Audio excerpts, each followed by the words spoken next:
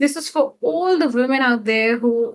are always into a people pleasing phase. आप अगर ऐसी महिला हैं जो घर के कामों में बहुत ज़्यादा उलझी रहती हैं या ऑफिस और घर के कामों को बैलेंस नहीं कर पा रही हैं, and you're finding so much of stress and anxiety coming into your life, then this one is for you. You need to understand that your emotional needs are very, very different from the men in your life. So अगर आपके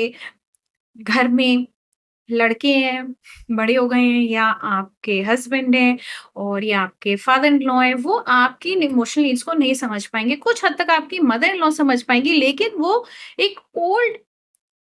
जो कहती हूँ मैं habit से निकल के आई हैं, तो उनको यही आता है कि सिर्फ़ सैक्रिफ़ाइस करना ज़रूरी है और अपनी नीड्स को पीछे रखना ही ज़रूरी है। लेकिन आज के टाइम पे आपको ये समझना पड़ेगा कि मेंटल वेल-बीइंग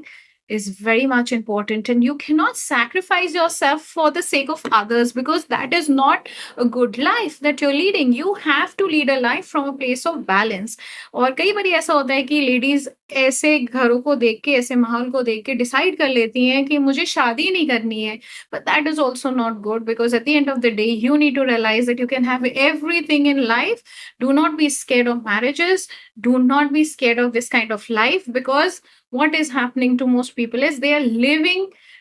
हैबिचुअल लाइफ। वो अपने माँ-बाप को देखते हैं, अपने लॉस को देखते हैं और ऐसी लाइफ लीड करने लग जाते हैं, कहीं न कहीं ऐसी लाइफ में अपने आप को ढाल लेते हैं। लेकिन अगर आप एक स्ट्रॉन्ग नारी हैं और नारी शक्ति की जो बात होती है, उसमें अगर आप ध्यान देंगे तो